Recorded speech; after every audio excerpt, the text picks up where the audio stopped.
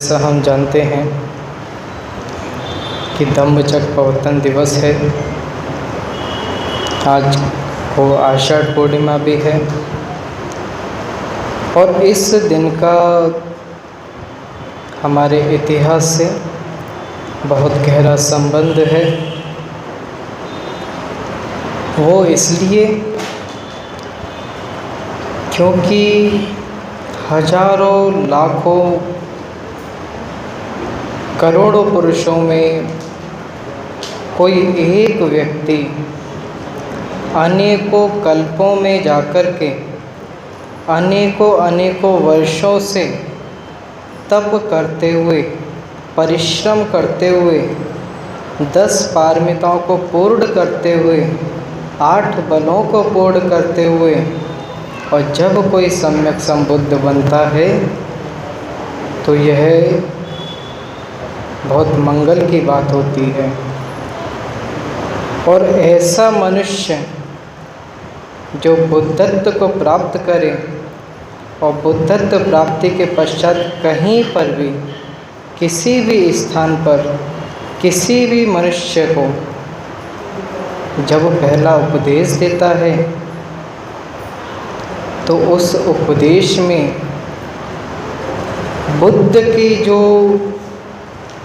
बल है, बुद्ध का जो तेज है, वो समर्पित करते हैं। और उसको सुनने मात्र से, उसको धारण करने मात्र से, उसको अपने अंतर मन में गाड़ करके जब कोई साधक, जब कोई साधिका, जब कोई गृहस्थ सुनता है तो निश्चित ही वह निर्वाण की ओर जाता है। इसी तरह आज गुरु पूर्णिमा जिस तरह हम इसको कहते हैं, तो गुरु पूर्णिमा क्यों कहते हैं? क्योंकि इसी दिन भगवान ने जो सबसे पहले उपदेश दिया पंचवज्ञ परिव्राजकों को, और उन्होंने गौतम बुद्ध को गुरु के रूप में स्वीकार किया, तो गुरु के रूप में स्वीकार करने पर ही इसको गुरु पूर्णिमा भी कहते हैं। तो आखिर ये जो घटना घटती है, क्या इसके पीछे मूल कारण हैं? क्यों ऐसा उत्पन्न होता है? क्यों ऐसे धर्म दिए जाते हैं? इसका कारण बुद्ध बताते हैं कि जब कोई मनुष्य इस लोक में जन्म लेता है तो जन्म लेने के पश्चात समस्त जीवन नाना प्रकार के दुखों से, नाना प्रकार के रोगों से, नाना प्रकार के उपद्रवों से वो दुखी होता है, पीड़ित होता है, परेशान होता है। और उसी परेशानी को मुक्त करने के लिए व्यक्ति को चाहिए कि वो सद्धम्म का श्रवण करे, सद्धम्म को सुने, और सुनने के साथ उसका अनुसरण करते हुए दुख मुक्त होकर निर्वाण को या सद्गति को प्राप्त करें। इसीलिए धर्म उपदेशों का महत्व है। हम सभी लोग जानते हैं कि सिद्धार्थ गौतम का जन्म 563 ईसा पूर्व लुम्बिनी वन में राजा शुद्धोधन और महामाया के रक्तबिंद से जन्म हुआ। कपिलवस्तु में उनका बचपन बीता। उनके पिताजी, उनकी मासी जी द्वारा उनका लालन पालन किया गया। बहुत सारे देश दुनिया की बातों से दूर रखने की कोशिश की। ऐसा कोशिश किया कि इस बालक का जो मन है वो सांसारिक ही रहे, बाहर की वस्तुएं, बाहर के दुख, बाहर के आलंबन ऐसे जो दुख को उत्पन्न करें उनसे दूर रखने का प्रयत्न किया गया। और तो और अपने शरीर के अंदर जो संवेदनाएं उत्पन्न हों, जो पीड़ा उत्पन्न हो, तो उससे भी मुक्त रहने के लिए वर्षा के समय, गर्मी के समय, सर्दी के समय अलग अलग मौसमों के आधार पर महल भी बनवाए गए कि किसी प्रकार से ये ना जाने कि इन कारणों से इस तरह के से भी दुख होता है। परंतु सत्यता अधिक देर तक नहीं छुपती। कितना भी कोशिश किया जाए, व्यक्ति सत्य को जरूर अनुभव करता है।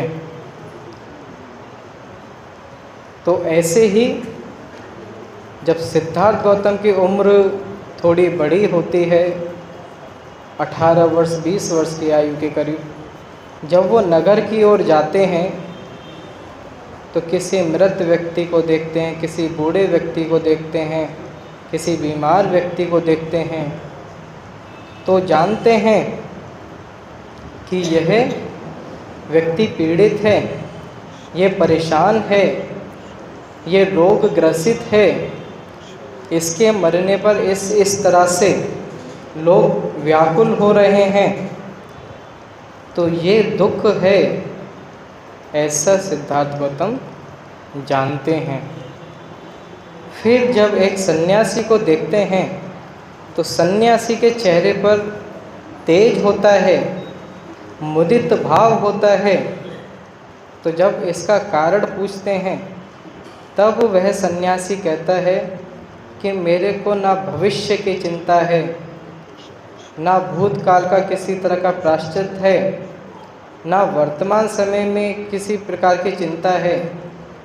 अपना जीवन, अपना मनुष्य जीवन सुख में रह कर के, तृष्णाओं से मुक्त रह कर के लोक कल्याण हेतु जीवन जीता हूँ। इसी प्रकार मैं खुश दिखाई पड़ता हूँ अथवा खुशी रहता हूँ। तो ये सिद्धार्थ गौतम को तो यही सिद्धार्थ गौतम को बहुत महसूस कराती है कि इस प्रकार का ही जीवन होना चाहिए जो मनुष्य को सुख दे, तृष्णा मुक्त करे। तो इसके पीछे क्या क्या कारण हो सकते हैं, क्या क्या निवारण हो सकते हैं, क्या क्या निवारण करने के उपाय हो सकते हैं, ऐसा जानने के लिए सिद्धार्थ गौतम बहुत प्रयत्न करते हैं। नाना प्रकार के अनेकों ग्रंथों को पढ़ते हैं, उपनिषदों को पढ़ते हैं, बड़े बड़े आचार्यों से मिलते हैं, फिर भी नहीं मालूम कर पाते। और 29 वर्ष की आयु में जब गृह त्याग करते हैं तो गृह त्याग की घटना जो होती है आपको मालूम होगा, वो भी आषाढ़ पूर्णिमा को ही होती है। आज ही के दिन वह गृह त्याग करते हैं और गृह त्याग करके वैशाली के जो बहुत सुप्रसिद्ध आचार्य आलार कलाम से मिलते हैं, उनसे योग विद्या सीखते हैं, सांख्य ज्ञान सीखते हैं, नाना प्रकार की समाधियों का अभ्यास करते हैं। और जब जानते हैं कि क्या इन तरीकों से मनुष्य को सुख अनुभव हो सकता है, मनुष्य तृष्णा मुक्त हो सकता है, तो नहीं हो सकता। उसके लिए ज़रूरी है कि वह मध्यम मार्ग का पालन करें। उद्दक रामपुत्र से भी मिलते हैं, उद्दक रामपुत्र से भी नेव संज्ञा ना संज्ञा का ज्ञान लेते हैं, कामावचर रूपावचर अरूपावचर का ज्ञान लेते हैं, लेकिन फिर भी जानते हैं कि इससे मात्र तृष्णा मुक्त नहीं हुआ जा सकता। तब सिद्धार्थ गौतम पूर्णतः अपने भोजन को त्याग करके, अपनी अन्य गतिविधियों को त्याग करके, मात्र आंखें बंद करके, कमर सीधी करके और समाधि का अभ्यास करते करते एक लंबा अरसा गुजार देते हैं और तब जाकर के पूरा 6 वर्ष होने के पश्चात वैशाख पूर्णिमा को ज्ञान प्राप्त करते हैं। ज्ञान प्राप्ति की घटना कोई साधारण नहीं होती है, क्योंकि ये हमारी जिस तरह से एकेडमिक एजुकेशन रहता है कि हम किसी आचार्य से मिले, किसी शिक्षक से मिले, उन्होंने एग्ज़ाम लिया, पास कर दिया, हमारे पास सर्टिफिकेट्स आ गया, इस तरह का नहीं रहता। बुद्धत्व की प्राप्ति करना अर्थात अपने चित्त से, अपने मन से एक एक करके सभी विकारों की उधेड़ना करनी पड़ती है। चित्त के अंदर जो भी संस्कार उत्पन्न होते हैं तो चित्त को संस्कार विहीन बनाया जाता है, संस्कार रहित बनाया जाता है। विसंखार गतं चित्तं, चित्त को विसंकृत बनाया जाता है। तब जाकर के जब चित्त में नए संस्कार उत्पन्न नहीं होते, तृष्णा मुक्त हो जाता है, संबोधि को प्राप्त कर लेता है, मार सेना को पराजित कर लेता है, सारे लोक के देवों को जीत लेता है, प्रेतों को जीत लेता है, तब जाकर के वो व्यक्ति बुद्ध बनता है। और बुद्ध बनने के साथ उस व्यक्ति के शरीर में, उस व्यक्ति के चित्त में बहुत ही सुखद संवेदनाएं महसूस होती हैं। और उन्हीं सुखद संवेदनाओं को महसूस करते करते सिद्धार्थ गौतम जब बुद्ध बनते हैं और बुद्ध बन के 7 सप्ताह तक बोधि वृक्ष के चारों ओर कभी बैठ करके, तो कभी घूम करके, तो कभी पानी के नीचे, तो कभी एक आँख से टकटकी लगाए हुए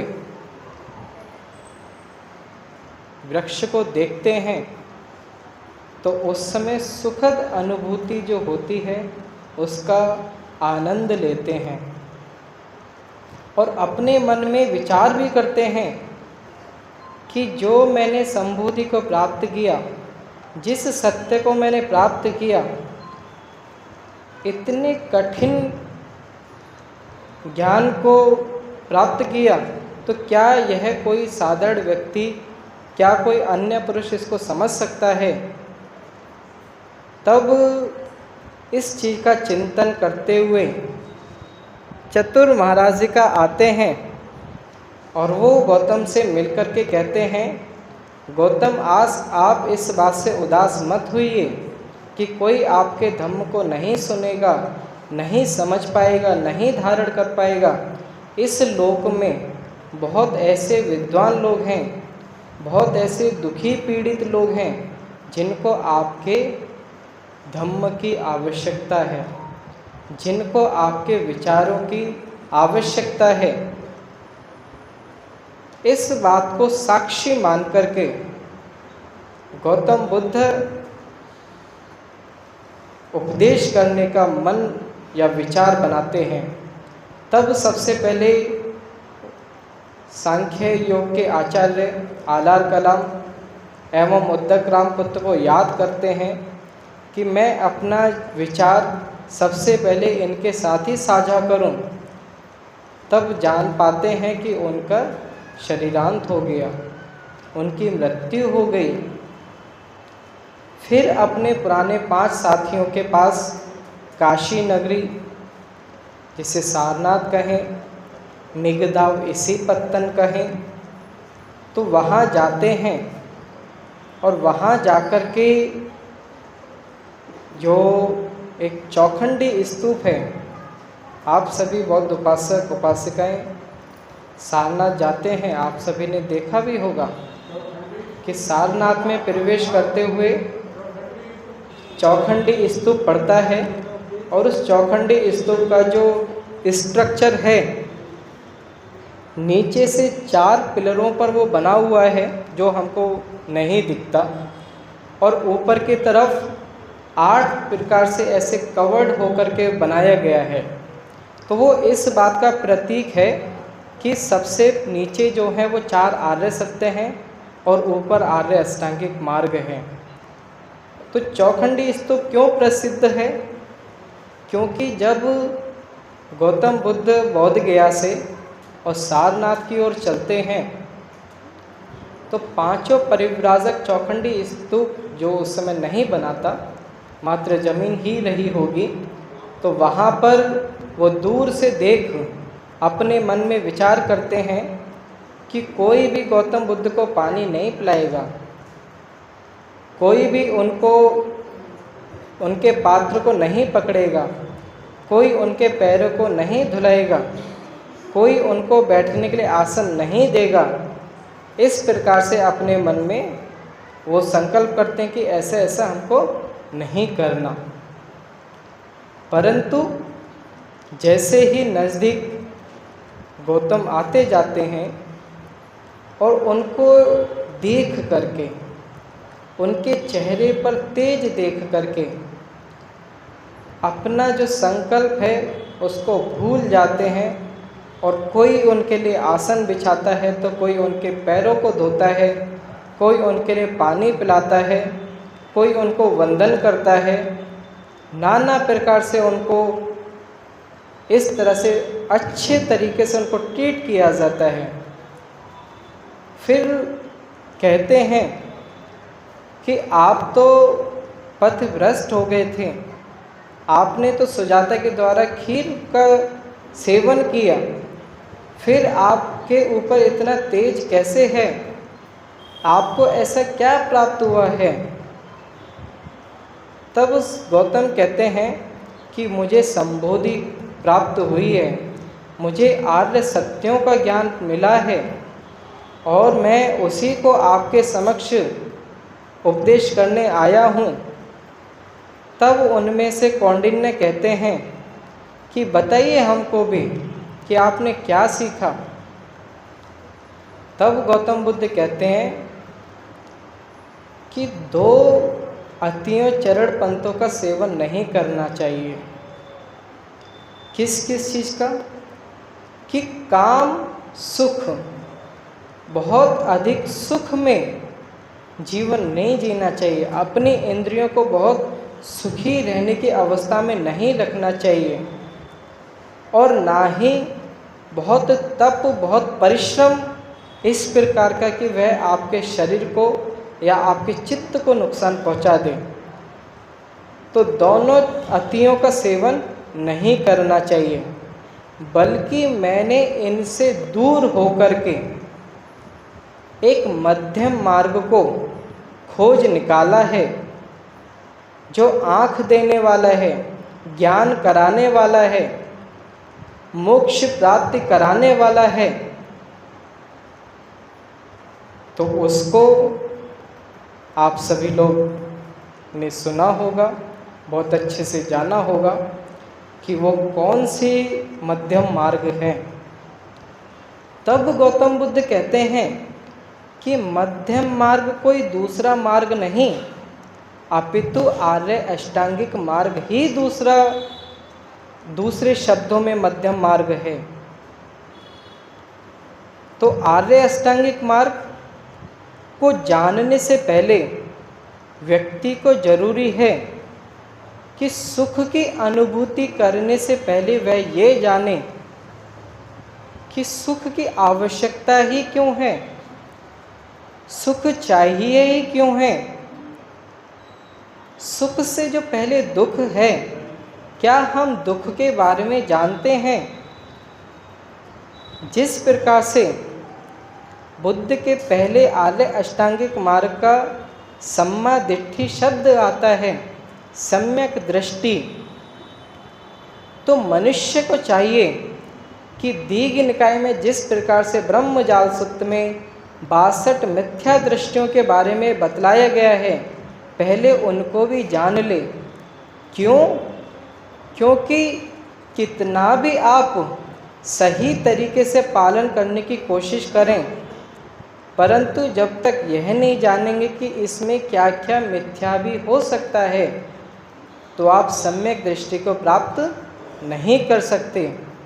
वैसे ही जब आप सुख की अनुभूति करना चाहते हैं, तो आपको ज़रूरी है कि पहले दुख के बारे में भी जानें, दुख को भी अनुभव करें, दुख को भी महसूस करें, और महसूस करके उसको जान करके जब उसको तटस्थ भाव से जब आप छोड़ेंगे, तटस्थ भाव से जब आप उसको देखेंगे, तब आप जानेंगे कि ये जो दुख है ये भी तो अनित्य है, ये भी तो हमेशा नहीं रहने वाला है, यह भी तो शाश्वत नहीं है।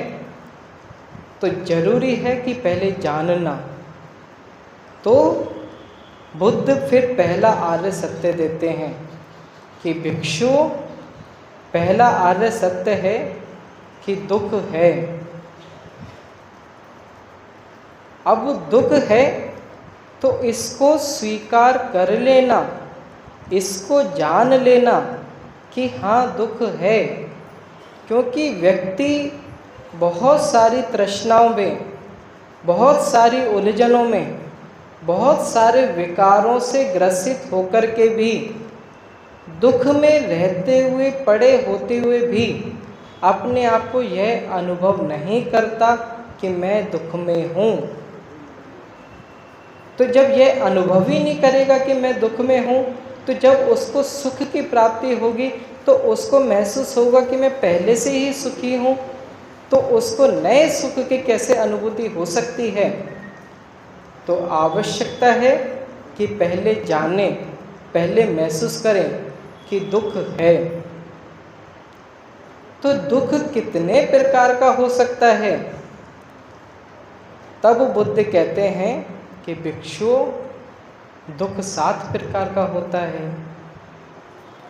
पहला दुख होता है जाति दुख का, जन्म लेना दुख होता है, जरापि दुख, बुढ़ापा दुख होता है, व्याधि भी दुख हो, बीमारी दुख होती है, मरणम भी दुखम, मरना दुख होता है, प्रिय ही विपयोग दुख हो, प्रिय का वियोग होना दुख होता है, अप्रिय ही संपयोग दुख हो, अप्रिय का मिलना दुख होता है, और यम पिच्छंग न लभति तमपि दुखम, कि जब व्यक्ति किसी चीज़ की इच्छा करता है और इच्छा करके उसको प्राप्त नहीं कर पाता है, तब भी दुख है।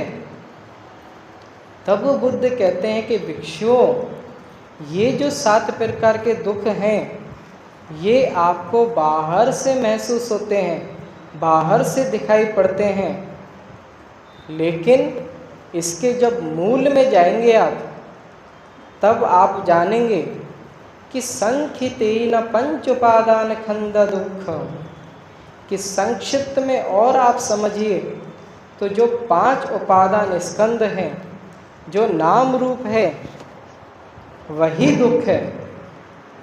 तो नाम रूप क्या है? आपका शरीर और आपका मन। आपका शरीर अगर है तो निश्चित ही ये आपके पूर्व के किए हुए पाप कर्मों का परिणाम है, विपाक है। अगर आपके शुभ कर्म रहें, आपके सत्कर्म रहें, अगर आपका चित्त नए संस्कारों को उत्पन्न नहीं करता, तो निश्चित ही आपको दोबारा से जन्म नहीं मिलेगा। फिर जब जन्म नहीं होगा तो निश्चित ही आपके पास कोई चित्त या कोई मन भी नहीं होगा। जब रूप नहीं है तो नाम नहीं है, और नाम नहीं है, अगर नाम का समापन कर दिया है, तब आपको रूप की भी प्राप्ति नहीं होगी। तो ये सब जो उत्पन्न हो रहा है, किन कारणों से हो रहा है। तब बुद्ध कहते हैं कि भिक्षुओं, दूसरा आर्य सत्य है कि तृष्णा,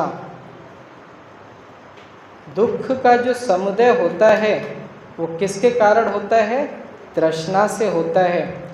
तृष्णा जब तक रहेगी तो क्या होगा? तन्ना पच्चा उपादान, उपादान पच्चा भव, भव पच्चा जाति, जाति पच्चा जरा मरण शोक परिदेव दुख दो मनुष्य पाया स संभवंती।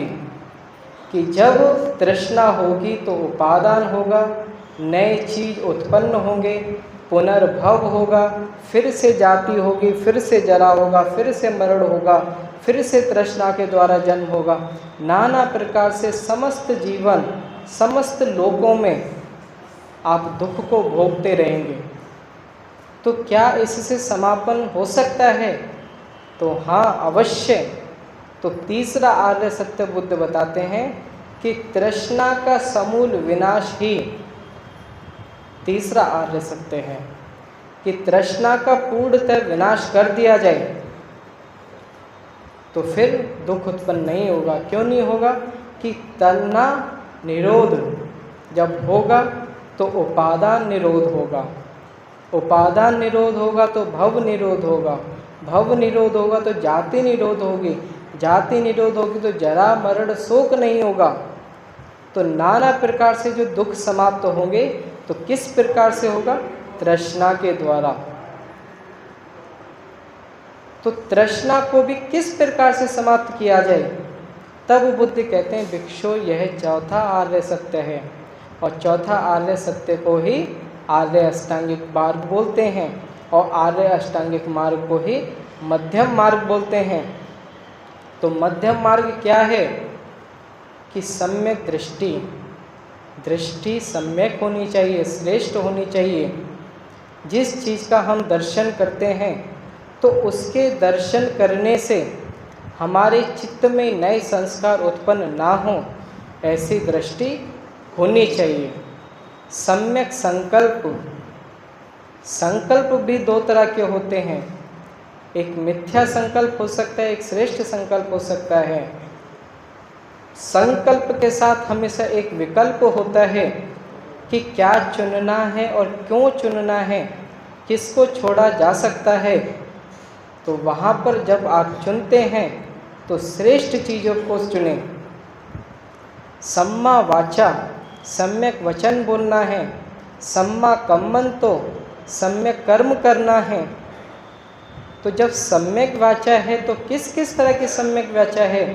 बुद्ध कहते हैं मूसावादा वीरमणि सिक्खापदं समादयामि, पिसुड़ वाचा वीरमणि सिक्खापदं समादयामि, फरुस्सा वाचा वीरमणि सिक्खापदं समादयामि, संफप्पलापा वीरमणि सिक्खापदं समादयामि। कि आपको झूठ नहीं बोलना है, आपको चुगली नहीं करनी है, आपको व्यर्थ की बकवास नहीं करनी है, आपको हंसी ठिठोले नहीं करने हैं। तो इस प्रकार से चारों प्रकार की ये जो वाणी है, इनसे विरत होकर के आपको सम्यक वाचा बोलना है, सम्यक कर्म करना है, शीलों का पालन करके, पाणातिपाता को पालन करके, अदिन्ना दाना को पालन करके, कामेषु मिच्छाचारा को पालन करके, सुरा मेरा मज्ज प्रमादठाना का पालन करके आपको आवश्यकता है कि आप सम्यक कर्मों को करें। सम्मा आजीविका को स्वीकार ना करें जिसमें किसी और का पतन हो, जिसमें किसी और की हानि हो, जिसमें किसी और की प्रताड़ना हो। ऐसे कर्म, ऐसी आजीविका को नहीं करना। जीवन में हो सके तो सम्यक प्रयत्न का अभ्यास करना चाहिए। जितना हो सके मनुष्य के जीवन प्राप्त करने पर चाहिए कि आप अपने जीवन में जितने अधिक से अधिक अच्छे कर्मों के लिए, अच्छी आजीविका के लिए, अच्छी वाणी को ध्यान में रखते हुए, अच्छे संकल्प को ध्यान में रखते हुए, अच्छी दृष्टि को अपना करके आप प्रयत्नशील बने। तो श्रेष्ठ प्रयत्न करना, और श्रेष्ठ समाधि का अभ्यास करना। तो भिक्षुओं, ये आर्य अष्टांगिक मार्ग जब कोई पालन करता है तो उसको निश्चित ही वो धीरे धीरे करके, आज नहीं तो कल, कल नहीं तो परसों, इस जन्म नहीं तो 7 जन्म में कभी न कभी उसको श्रोतापन सकृदागामी अनागामी होते हुए अरहत को निश्चित तौर पर प्राप्त करेगा। तो ये आर्य अष्टांगिक मार्ग का भिक्षुओं आपको अभ्यास करना है। अब जब यह बात बुद्ध भिक्षुओं को कहते हैं तो क्या यह बात उपासकों के लिए आवश्यक है? निश्चित है, क्योंकि आजीविका जो है वो उपासक की है। उसको वाणी की आवश्यकता है परिवार में रहते हुए, उसको दृष्टि की आवश्यकता है परिवार में रहते हुए, उसको सम्यक संकल्प की आवश्यकता है परिवार में रहते हुए, उसको सम्यक कर्म की आवश्यकता है परिवार में रहते हुए। तो यह उपदेश बुद्ध का मात्र भिक्षुओं के लिए नहीं, अपितु उपासकों के लिए भी उतना ही आवश्यक है। साथ ही जब बुद्ध यह पहला उपदेश कौंडिन्य को करते हैं तो कौंडिन्य बुद्ध का उपदेश सुनते सुनते सुनते मात्र से ही अरहत को प्राप्त कर लेते हैं। और उसी दिन से उन 4 और परिव्राजकों को, वप्प को, भद्य को, अस्यजित महानाम को धीरे धीरे करके दिन प्रतिदिन उनको उपदेश देते हैं और वो भी अरहत को प्राप्त करते हैं। साथ ही सारनाथ के श्रेष्ठी पुत्र यश आते हैं अपने 54 मित्रों के साथ, वो भी दीक्षित होते हैं, वो भी उस वर्षावास में अरहत को प्राप्त करते हैं। तो यह जरूरी है कि बुद्ध के धम्म को सीखा जाए। अब आषाढ़ पूर्णिमा, जैसा आप जानते हैं, आषाढ़ पूर्णिमा से भिक्षुओं का वर्षावास शुरू होता है। वर्षावास के समय भिक्षु 3 महीने एक ही विहार पर रहते हैं, अन्य स्थानों पर घूमने, विचरण करने, भिक्षाटन करने आदि के लिए नहीं जाते हैं। तो इसमें क्या होता है, जिस प्रकार से भगवान जब राजगीर में रहते हैं तो अनाथ पिंडक को मालूम पड़ता है कि यहाँ पर कोई बुद्ध का जन्म हुआ और जन्म होकर के राजगीर में बुद्ध वर्तमान में ठहरे हुए हैं, लोक हित में धर्म उपदेश कर रहे हैं। तो इसको जान करके वो बड़ा प्रसन्न होकर के बुद्ध से मिलता है और क्या करता है, अपने यहाँ पर वर्षावास के लिए आमंत्रित करता है कि बुद्ध, मेरा आपसे निमंत्रण है, आमंत्रण है, अनुग्रह है कि इस वर्षावास आप हमारे श्रावस्ती नगर में करें। ये बुद्ध काल में हुआ। बुद्ध काल के बाद अनेकों बार हुआ। सम्राट अशोक ने भी तिस्समोगलीपुत्र को बुलाया, रेवत भिक्षु को बुलाया कि आप हमारे यहाँ पर वर्षावास करें।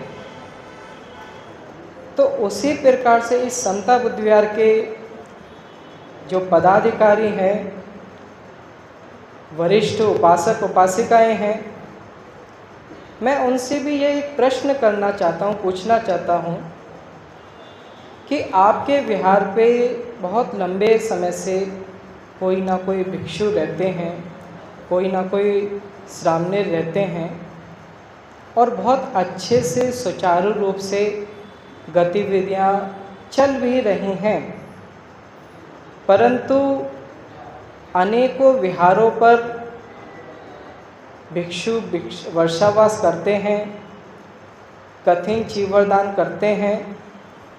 तो आप भी ऐसा करें।